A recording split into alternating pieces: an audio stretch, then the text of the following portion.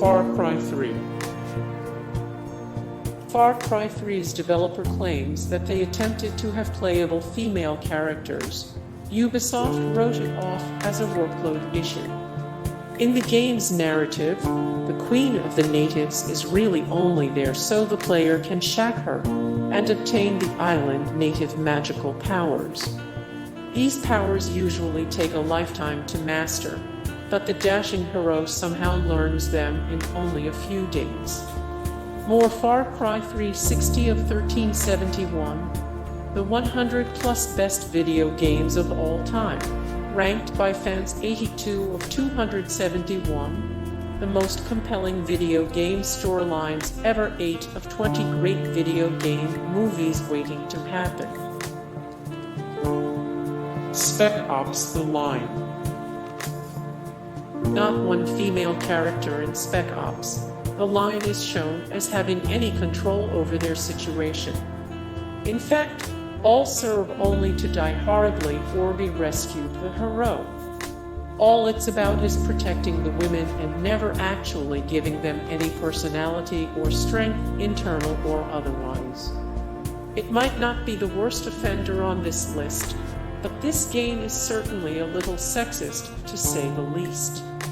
More Spec Ops: The Line 436 of 617 Sony PlayStation 3 games, list of PS3 console games 55 of 271, the most compelling video game storylines ever 435 of 465, the most addictive video games of all time. Persona 4 Golden. Not a single woman in Persona 4 manages to be anything but a stereotype. One character is nothing but a subservient homemaker, the next a silent helper, and the last is shrill and never in control of her emotions. It also doesn't help that these women are young underaged, even teens who are highly sexualized, frequently showing ridiculous amounts of cleavage. More Persona 4 Golden 755 of 1371, the 100+ best video games of all time, ranked by fans 205 of 354, the greatest RPG video games ever made, 2 of 15, the 15 best anime RPG you can't afford to miss. DMC: Devil May Cry.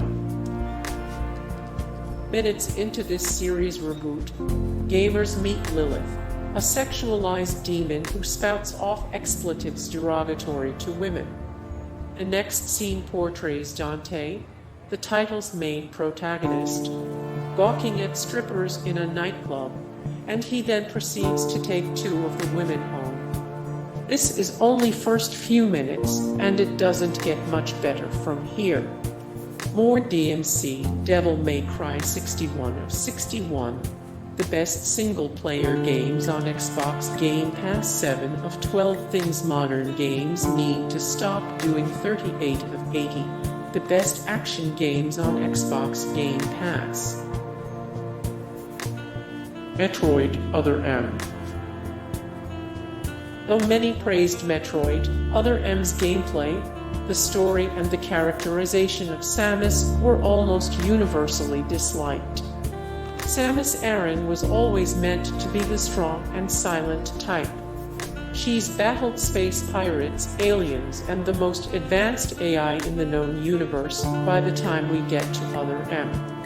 But in her first true speaking role, Samus is weak-willed and subservient to nearly every man she encounters. That's simply not the Samus fans know and love. Okami. Okami is an otherwise great game that unfortunately features one particularly sexist character, a companion by the name of the Sun.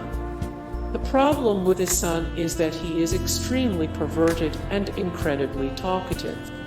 This companion character fills the role of world guide, but he also offers his brand of humor in the process. Lollipop Chainsaw. Oh, where to begin? Every woman character in this game is over-sexualized to the point of being anatomically impossible, and they all behave like vapid teenagers. The writer, James Gunn, if that name sounds familiar, well, he wrote and directed Guardians of the Galaxy, doesn't argue against it being sexist, but makes the point that culture objectifies everyone, and Lollipop Chainsaw was more of an equal opportunity objectifier. More Lollipop Chainsaw, 2 of 13 video games with the funniest achievements, 38 of 56. The best zombie simulator games of all time, 129 of 535. The best Xbox 360 games of all time. Rank Beyond Two Souls. Despite lead actress Ellen Page having a standing no nude policy in any portrayal, she did have a shower scene in the game. While the perspective of the scene itself didn't show anything, her entire body was rendered nude anyway, allowing people to dig into the source code of the game to access it. As a result, Page and her attorney have explored legal action against the developers.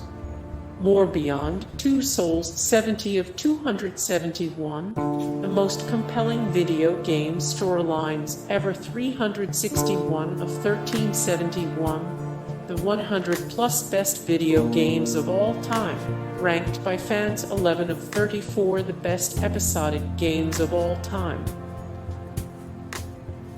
Grand Theft Auto V. Rockstar's best-selling Grand Theft Auto franchise isn't exactly known for its progressive thinking, but the fifth entry really brings the sexism home. Not only is the game absent from any major female character, but the few secondary characters that do appear are all portrayed as vapid. More Grand Theft Auto V. 25 memes you'll only relate to if you grew up playing Grand Theft Auto. The best GTA 5 YouTube channels, 3 of 124, the most popular video games right now. Bayonetta. A game starring a lady couldn't be sexist, right? Well, it depends. On the one hand, you have Lara Croft, the sexy yet tough as nails badass who takes care of her friends. On the other hand, you have Bayonetta, a hypersexualized character who uses her hair as both her uniform and her weapon. So, when it is being used as a weapon, guess what she's not wearing?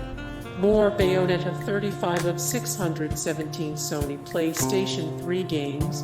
List of PS3 console games, 824 of 1371, 100+ best video games of all time, ranked by fans, 68 of 178, the best video game franchises of all time. Duke Nukem Forever. Breasts on walls that players can slap.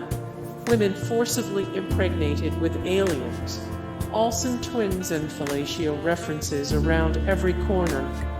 More Duke Nukem Forever. 14 of 15 video games with surprising Guinness World Records. 10 of 13 video games with the funniest achievements. 6 of 15 most controversial video games that have ever been released. Custer's Revenge. Okay, this isn't just a little sexist. Custer's Revenge is arguably the most sexist game that's ever existed. Gamers play as General Custer, who somehow survived Little Bighorn and is now wandering the West completely naked. Custer trudges along with an 8-bit erection until he finds a tied-up female American Indian, and then he has sex with her against her will. The Dead or Alive franchise. The entire series is laughable in how brazen it's become.